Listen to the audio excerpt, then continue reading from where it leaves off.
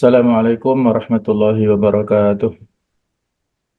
Waalaikumsalam. Waalaikumsalam warahmatullahi wabarakatuh.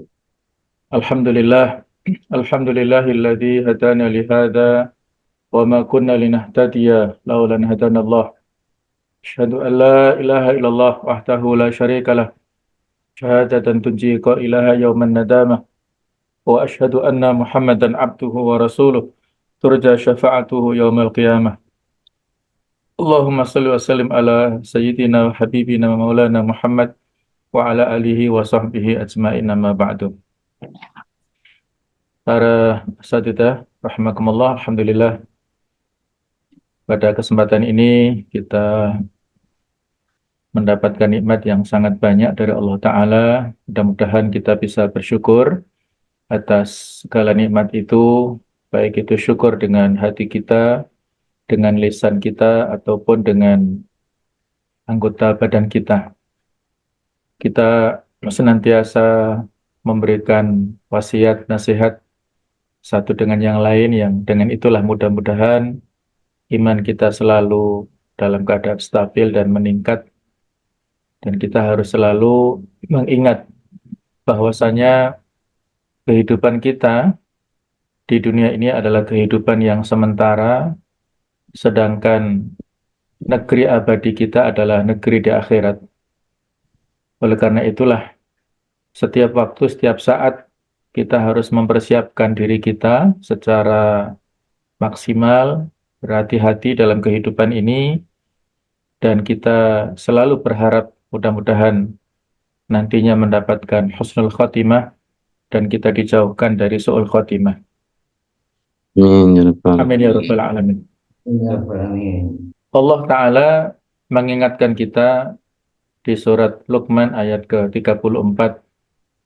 Wa ma tadri nafsum madza taksibu ghadan wa ma tadri nafsum bi ayyi ardin tamut.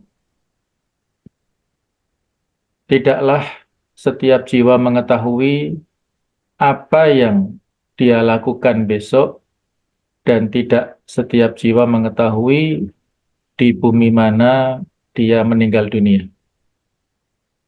Jadi ada dua hal yang diingatkan di sini yang kita tidak mengetahui, yaitu tauqid zamani ataupun tauqid makani. Batasan tentang tempat dan batasan tentang waktu, ya. Jadi kota di sini adalah waktu. Kita tidak mampu untuk memastikan apa yang bisa kita lakukan besok, bahkan umur pun juga tidak ada jaminan kita masih bisa hidup. Apalagi aktivitas yang kita lakukan, ya, tidak ada jaminan apa yang bisa kita lakukan besok. Kemudian juga dalam hal tempat, tidak ada yang bisa memastikan di bumi mana kita meninggal, dan dengan cara atau model seperti apa kita diwafatkan oleh Allah Subhanahu wa Ta'ala.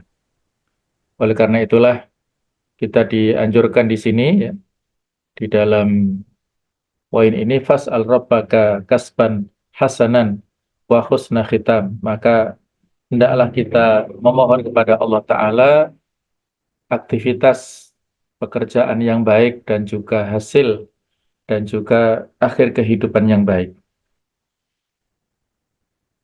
Wa innamal a'mal bil khawatim, dan sesungguhnya amal-amal kita itu tergantung pada akhirnya.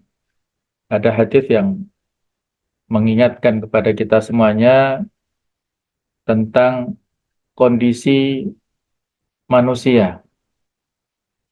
Bahwasanya Rasulullah SAW bersabda, innal abda la ya'malu fima yarana su'amala ahlil jannah wa innahu lamin ahlin nar.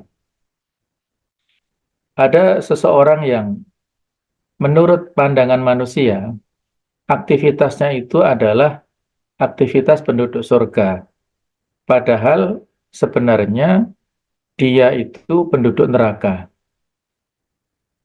Jadi amal yang menurut kacamata manusia itu adalah amal kebaikan, sementara sebenarnya dalam pandangan Allah Ta'ala dia ada penyakit-penyakit hati ataupun ada hambatan-hambatan yang bisa menghalangi diterimanya amal itu sehingga dia nantinya termasuk min ahlin nar. Kebalikannya, wa ya'malu fi ma yaran nasu amala ahlin nar wa huwa min ahlil jannah. Ada seseorang yang menurut pandangan manusia dia melakukan amal-amal penduduk neraka dengan kemaksiatan, padahal sesungguhnya dia termasuk di antara penduduk surga. Wa innamal amal bi khawatimiha. Sesungguhnya perhitungan amalan itu tergantung pada akhirnya, pada saat dia mengakhiri amal dan kehidupannya itu. Rawahul Bukhari. Hadits yang semisal dengan ini cukup banyak dan satu sama lain saling melengkapi ya. Jadi kalau pada posisi pertama, dia itu seolah-olah ahlul jannah. Di antaranya ada hadis riwayat Muslim yang insya Allah sudah sama-sama kita pahami. Ada 3 orang yang sangat baik. Yang pertama adalah mati fisabilillah. Yang kedua adalah orang yang ahli dalam bidang baca Quran dan dalam bidang ilmu.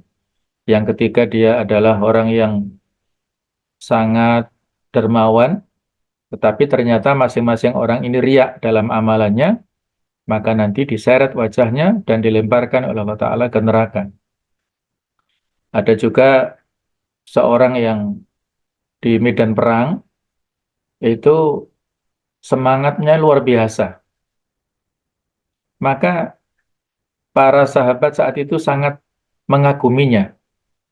Tetapi oleh Rasulullah SAW orang ini min ahlin nar. Maka orang atau para sahabat ini heran, ada satu sahabat yang mengikuti gerak-gerik dan langkah daripada sahabat yang sangat semangat ini. Di sela-sela aktivitas peperangan itulah seorang sahabat yang sangat bersemangat ini menghindari dan meninggalkan pasukan, kemudian diikuti ya tanpa sepengetahuan orang yang semangat tersebut, dan ternyata ketika tidak terlihat oleh siapapun, sahabat yang sangat semangat ini menghunuskan pedangnya dan menancapkan di tubuhnya, sehingga dia meninggal dunia dalam keadaan bunuh diri karena tidak tahan dengan luka-luka yang begitu banyak yang telah dia dapatkan di medan perang. Itu contoh seseorang yang sudah sangat dekat dengan surga, yang dalam hadis lain tidak ada batas antara dia dengan surga kecuali 1 hasta saja, tetapi karena faisbiqu alaihil kitab, ketentuan Allah Ta'ala mendahulunya, takdir Allah mendahulunya, akhirnya dia masuk neraka karena dia melakukan amalan yang maksiat dan dia su'ul khotimah. Nah, kebalikannya ada orang-orang yang seolah-olah dalam kacamata manusia itu melakukan maksiat, tetapi sebenarnya dia melakukan kebaikan dan akhirnya dia masuk ke surga. Bagaimana kisah seorang yang meninggal dunia pada pemerintahan Sultan Murad yang keempat di Turki sana. Ketika satu malam Sultan Murad keempat ini meninggalkan istananya dengan memakai baju yang biasa, pada saat di tengah jalan menemukan jenazah yang tidak dihiraukan oleh orang-orang. Maka dia turun dari kudanya dan bertanya, kenapa kalian tidak menolong saudara kalian ini?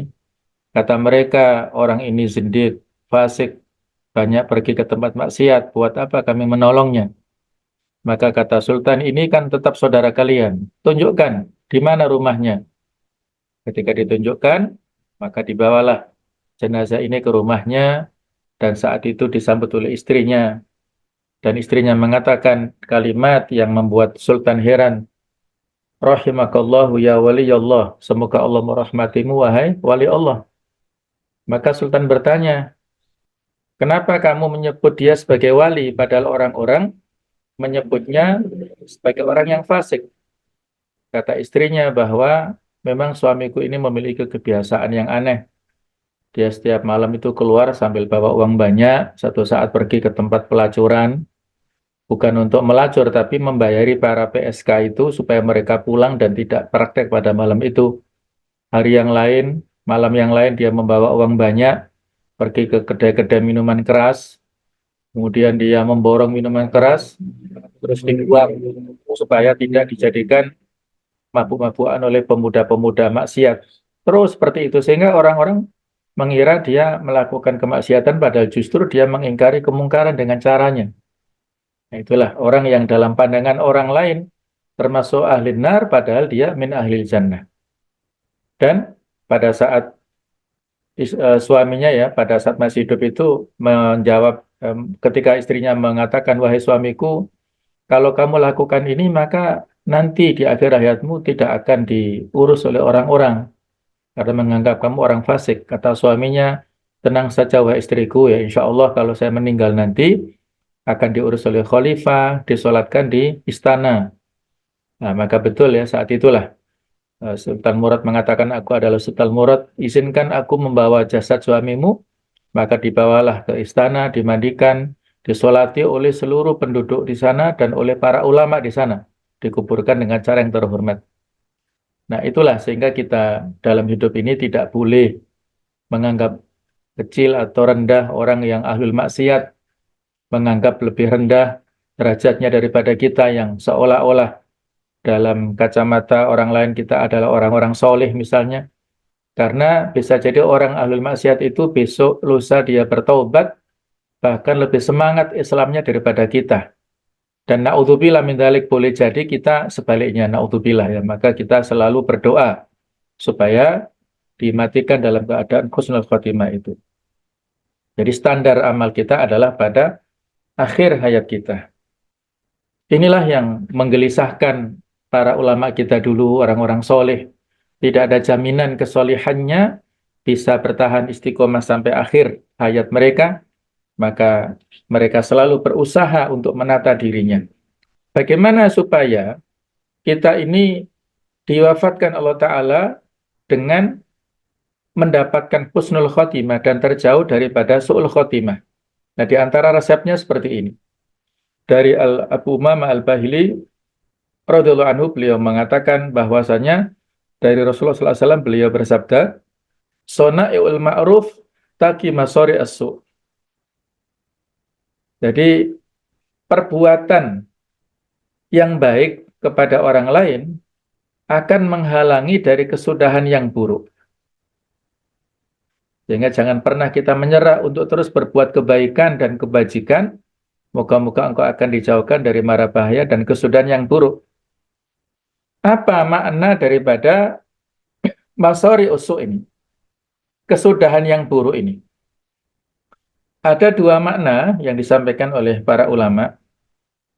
Yang pertama adalah makna masori usu itu adalah su'ul khotimah.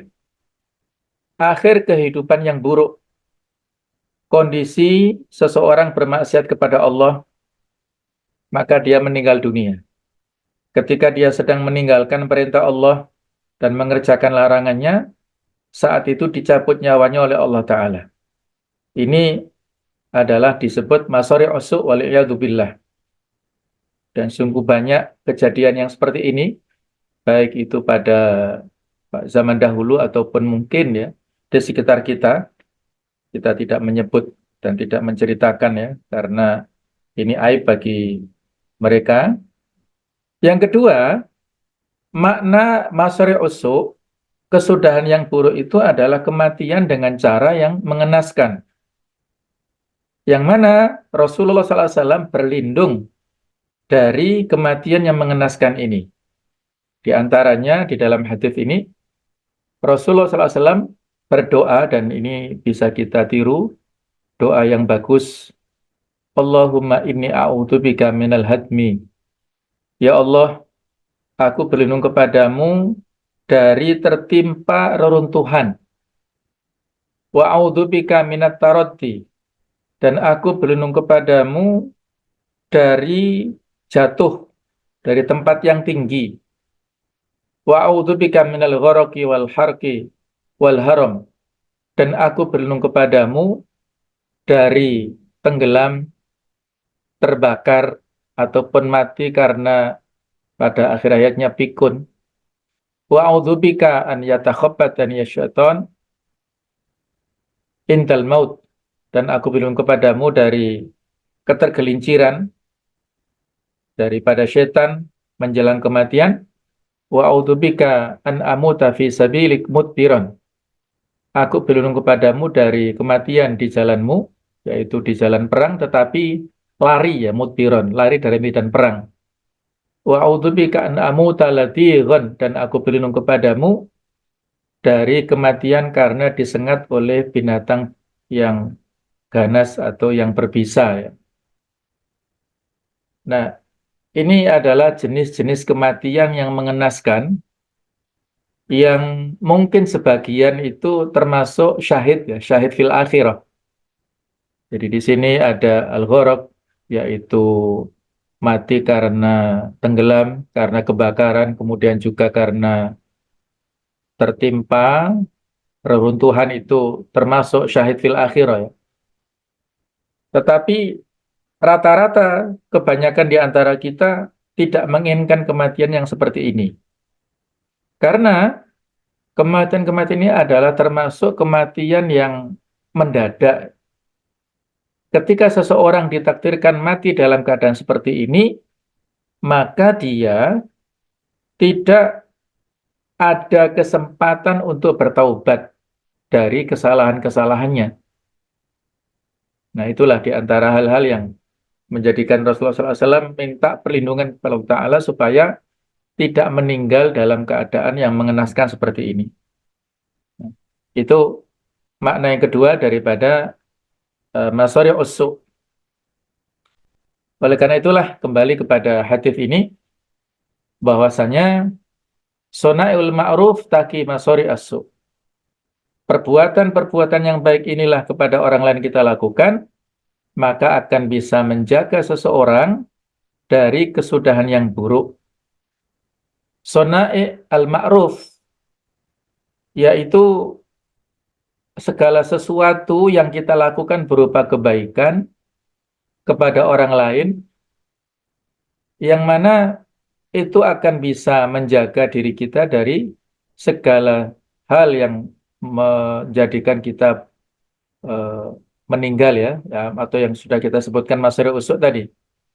Ketika kita lakukan kebaikan-kebaikan, maka Allah Ta'ala memberikan ganjaran kebaikan kepada kita semuanya dan menyelamatkan kita dari ketergelinciran dan juga akhir kehidupan yang buruk itu. Apa yang dimaksud dengan Sona'ul Ma'ruf ini? Berbuat baik kepada orang lain ini banyak sekali.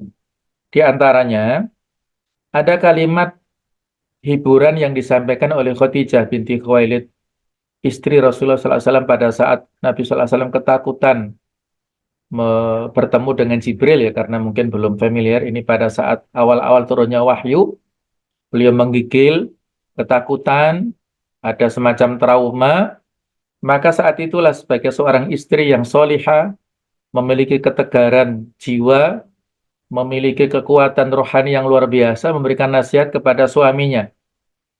Kalla abshir, kata Khadijah, sekali-kali tidak, bergembiralah wahai suamiku.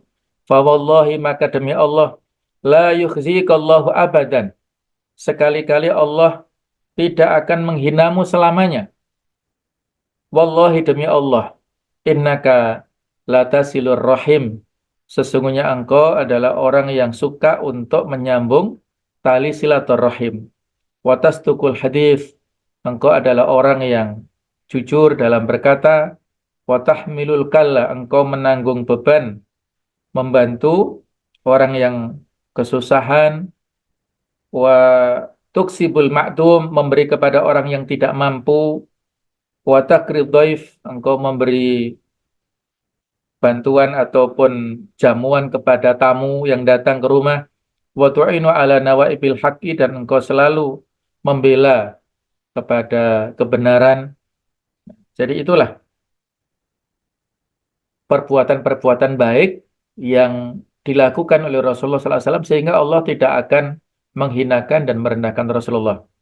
Itu diantaranya menyambung silaturahim, hablum minan nas, bukan hanya orang yang kaitannya dengan kita, dengan hubungan persaudaraan saja, tetapi siapapun, apakah persaudaraan karena darah, persaudaraan karena ukhuwah Islamiyah, atau mungkin di luar itu ya, ukhuwah insaniyah. Kita sambung silaturahim, kemudian jujur berkata, membantu yang kekurangan, memberikan pertolongan kepada yang tidak mampu, memberikan jamuan kepada tamu, kemudian membela kepada junudul haq, kepada siapapun yang membela kebenaran, semuanya, semua potensi dan kesempatan yang bisa kita lakukan, maka itu kita sampaikan, ya, baik dengan lisan kita, dengan tulisan, dengan waktu, tenaga, dan sebagainya. Ya. Dalam hadis dikatakan, la an amshi fi hajati akhi ahabu ilayya min an a'takifa fi masjidi hadha syahrun atau kama qala. Seandainya aku berjalan untuk membantu keperluan saudaraku, lebih aku sukai daripada itikaf di Masjid Nabawi selama 1 bulan. Masya Allah ya, beliau katakan seperti itu. Membantu saudara berjalan, membelikan sesuatu, memberikan pendampingan, advokasi, memberikan keperluan, yang apapun yang diinginkan, yang dibutuhkan saudara kita itu lebih banyak pahalanya daripada beritikaf di Masjid Nabawi selama 1 bulan. Coba bisa kita bayangkan, walaupun penduduk Madinah saja susah untuk meluangkan waktu itikaf 1 bulan, ya, dan itu pahalanya banyak. Karena 1 kali sholat di Masjid Nabawi sama dengan 1000 kali sholat di masjid yang lain, apalagi ini selama 1 bulan. Itu pahalanya tidak lebih banyak daripada membantu saudara kita. Apakah sukses dalam membantu itu ataukah tidak, itu bukan urusan kita. Yang penting kita sudah berupaya, berusaha. Ya. Jadi dengan kalimat thayyibah, dengan kata-kata yang baik, dengan sesuatu yang menyenangkan, itu khulus surur, ya, memasukkan kesenangan kepada saudara kita, itu adalah kebaikan.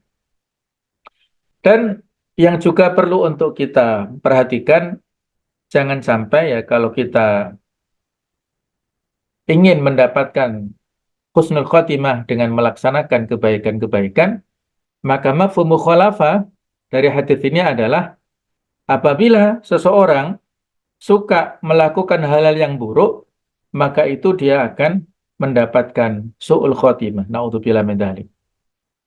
Dan keburukan ini juga banyak mendolimi kepada sesama, tidak minta maaf atas segala kekhilafannya, kesalahannya, itu adalah sesuatu yang dolim.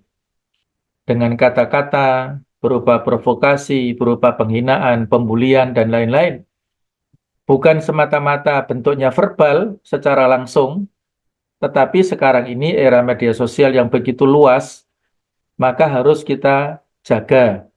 Kita jaga jempol kita, baik itu di grup ataupun di ya media sosial yang lebih luas.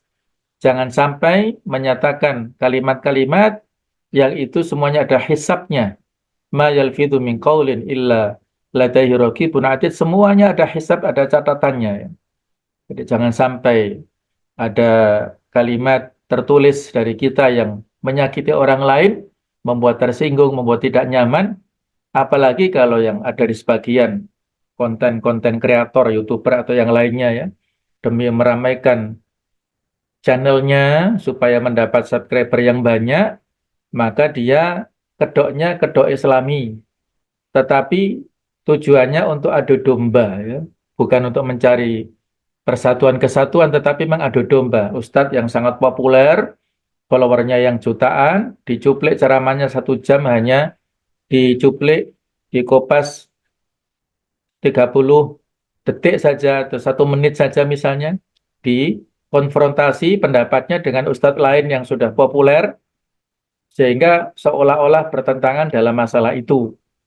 Nah, padahal tidak ada masalah antara ustadz ini, sehingga channelnya banyak pengikutnya, sehingga menghasilkan harta dan finansial yang banyak. Nah, itulah sebuah fenomena yang terjadi saat ini, pada zaman sekarang ini, yang itu adalah perbuatan buruk, yang semua itu ada hisabnya di akhirat dan akan diperhitungkan, dan itu bisa jadi menjadi peluang seseorang untuk mendapatkan su'ul khotimah. Oleh karena itulah kita dalam hal ini sangat berharap betul ya, dalam doa-doa kita Syekh bin Baz itu memberikan rekomendasi kepada kita untuk berdoa pada saat sujud di dalam sholat. Ada 3 permohonan. Allah marzuqni taubatan nasuha, ya Allah berikanlah rezeki kepadaku taubat yang sebenarnya, yang sesungguhnya. Warzuqni husnal khotimah, berikanlah rezeki kepadaku husnul khotimah, akhir kehidupan yang baik. Ya muqallibal qulub, tsabbit qalbi ala dinik, wahai zat yang membolak-balikkan hati, tetapkanlah hatiku berada di atas agamamu. Itu 3 doa yang bisa kita ucapkan pada saat kita sujud, apakah di sholat wajib atau ke sholat sunnah. Mudah-mudahan yang sedikit ini bisa mengingatkan kepada diri saya dan kepada kita semuanya, dan mudah-mudahan Allah Ta'ala memberikan istiqomah pada kita semuanya, memberikan husnul khotimah kepada kita semuanya, dan mengumpulkan kita di surganya Allah, kita, keluarga kita, dan seluruh orang-orang yang berada di sekitar kita. Mudah-mudahan ada manfaatnya. Aku luka astagfirullah, innahu al-ghafurur rahim, alafu minkum, ihdinas siratal mustaqim, wassalamualaikum warahmatullahi wabarakatuh. Waalaikumsalam warahmatullahi wabarakatuh.